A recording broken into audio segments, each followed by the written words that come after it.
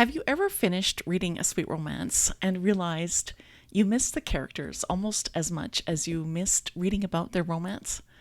You weren't just happy that the hero and the heroine fell in love, but you were happy that they had become different people.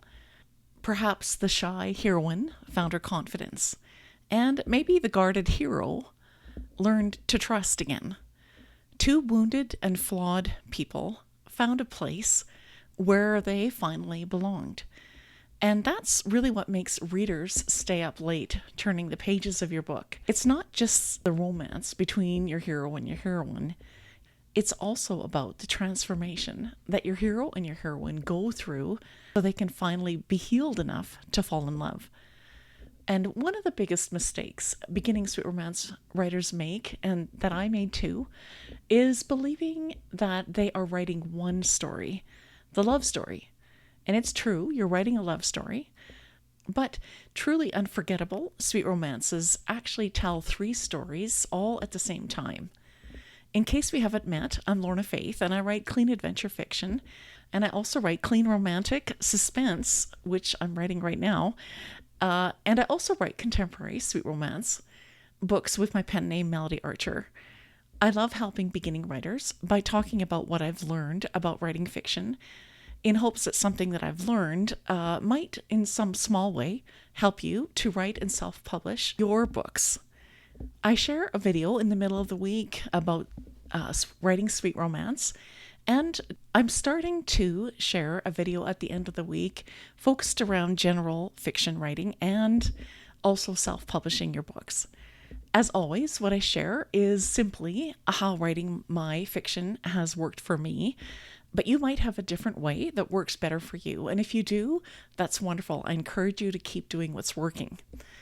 In today's video, I would like to share with you what those three stories are that you're really writing about when you're writing a sweet romance, why your hero and heroine need more than just a romance, and how to write character arcs that make your happily ever after feel really earned. I hope you stay till the end of the video because I'll share 5 questions that I like to ask before writing every sweet romance novel. Let's begin with a simple idea that has transformed how I write sweet romance books. Every successful romance is really about 3 stories that are woven together. Story 1 is the romance. Will they fall in love? Will they overcome obstacles keeping them apart? That's the story that readers expect, but it's not quite enough. Story number 2 is really the hero's emotional journey. Who is he at the beginning? And who does he become at the end of the book? What false belief or lie does the hero have to let go of? And story number 3 is the heroine's emotional journey. What emotional wound is your heroine carrying? What fear does she carry that keeps her heart guarded? And how will love help your heroine to become the person that she was always meant to be? When those 3 stories work together, readers don't simply enjoy the ending. They feel like they've really experienced something very meaningful by the time they get to the end of your story. In a sweet romance, I really believe that love should really change both characters. Imagine 2 different romances. Romance book number 1, boy meets girl, they spend time together, they kiss. They're perfectly pleasant to each other, but this story is sounding like it might be forgettable. Now imagine another romance. Perhaps the hero believes that everyone I love gets hurt, and maybe the heroine believes everyone that I love eventually leaves me. Those beliefs quietly shape every conversation your main characters have, every misunderstanding, and every decision. And now the romance isn't just about attraction, but it's about healing. And by the final chapter, perhaps your hero, by the end of the story, doesn't believe anymore that love is something that he needs to fear. And perhaps your heroine learns that she is worthy of belonging and worthy of love. And this is really why readers sometimes cry at the end of a romance book, because really they've seen this transformation between both your hero and your heroine. Here's some tips. Start with the wound, not with the personality of your characters. One of the questions that I get asked is, how do I create memorable characters? And my answer is the same. Don't begin with the personality, begin with the pain or the wound of your main character. Ask yourself this question: what happened before page 1 that changed how this character sees the world? In Jack and Emily's story example, for Jack, losing someone during a rescue mission when he was part of the Navy SEALs convinced him that closeness leads to loss. For Emily, being abandoned by her dad when she was a child taught her not to depend too much on anyone. These wounds become invisible filters. So what that means is that everything they experience in life passes through those filters or that lens of how they see the world. And that's why they react differently than other people to different situations. And that's really what makes your hero and your heroine feel very real to readers.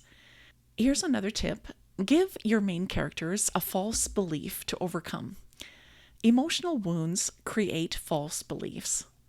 In Jack and Emily's story example, Jack believes, if I love someone, I'll lose them. Emily believes, if people really know me, they'll eventually leave. And those beliefs quietly sabotage the relationship between the two of them. Jack withdraws, and Emily hesitates to trust. Neither one is trying to hurt the other, but what they're doing is they are protecting themselves, and in that way they start retreating from each other. And that is really believable conflict. And it's much more satisfying than conflict based on a simple misunderstanding. As writers, our job isn't to force the drama, but it's to reveal the emotional walls our characters have built around their hearts, and to show how love slowly helps our characters to dismantle the walls that they've placed around their hearts. When I first started writing sweet romance, I made the mistake that I've seen other beginning writers make. I would finish a wonderful sweet romance and close the book and think, I wish I could write a story that would make readers feel like I do right now. But I couldn't figure out why that story worked. Was it the plot? Was it the characters? Was it the setting? Was it the dialogue? Eventually, I started to realize something as I read more romance books. The stories I loved didn't move me because they had one magical ingredient. They really moved me because they were built on an emotional framework. And once I started studying that framework instead of simply admiring the story, my own writing got a lot stronger. In fact, that's exactly why I created a free workbook for beginning sweet romance writers. Instead of reading another romance and hoping you'll absorb good storytelling, I really hope that these worksheets will help you to become a story detective on your own story. You can look beneath the surface of a favorite sweet romance and also of your own story and discover what emotional wound each character begins with, and the false beliefs that are keeping them apart, and the emotional turning points that slowly transform your hero and your heroine. Then you can take everything you've learned and apply it to your own story. So here's my challenge for you this week. Pick your favorite sweet romance novel. Instead of just reading it for entertainment, read it like a writer and really become like a detective and ask yourself, why did this particular scene make me emotional? What changed inside the heroine? What false belief was challenged? And if you'd like a little help to become a detective for your own story, you can grab these 3 worksheets for free that walk you through these simple steps. Worksheet number 1 is the Emotional Blueprint Detective, where you can find the emotional wounds, fears, and false beliefs and core needs behind your favorite romance. Worksheet number 2 is the Character Arc Tracker, where you can follow the hero and the heroine, scene by scene, and see exactly how they change throughout the novel. Worksheet number 3 is learn tips on how to build your own sweet romance blueprint. So you can transfer everything you've discovered into your own original story using these guided prompts. And you can grab that for free at the link below this video. So how do we show how love slowly helps our hero and our heroine dismantle the walls that they placed around their hearts? I believe this is where plot and character really do come together. Every major event in your story should challenge the beliefs that your main characters are holding on to. Imagine this scene from Jack and Emily's story example. The annual seafood festival in Angel's Cove is only days away. A powerful storm damages the marina. Jack immediately tries to solve every problem himself, just like he usually does. Emily offers to help, but the old Jack would say, "I've got it, don't worry about it." But because of everything they have experienced together, Jack hesitates and he quietly says, "Thank you for your help." It's only a few words, but emotionally, everything has changed.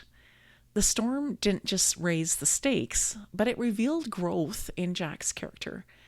And that's really what every meaningful plot event should do in your story.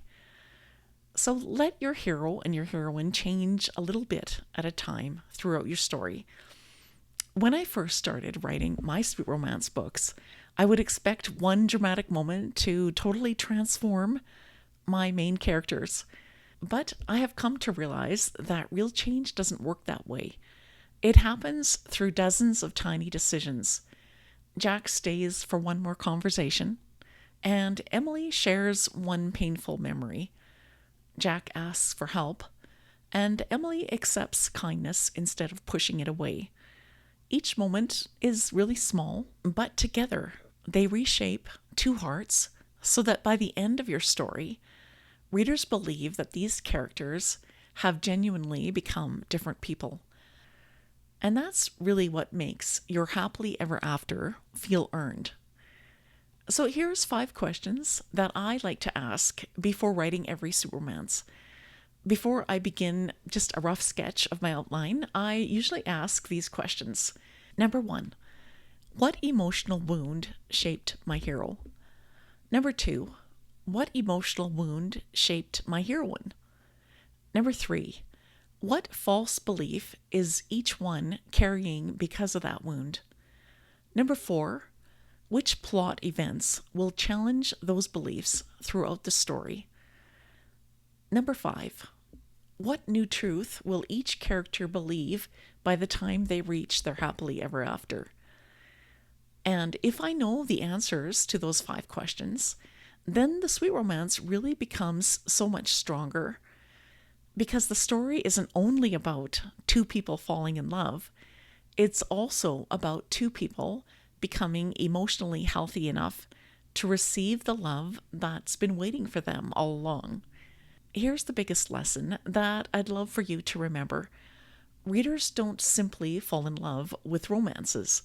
They fall in love with the transformation that your hero and your heroine must go through by the time they reach the end of your story. Readers cheer when 2 wounded people find the courage to trust again, and they celebrate when fear becomes hope, when loneliness becomes belonging, and when guilt becomes forgiveness. So the next time that you're planning a sweet romance, don't just ask, how will these 2 people fall in love? Also ask this question, how will these 2 characters become different because they fell in love? Because that's the difference between a romance that readers enjoy and romance readers that recommend your book to all their friends.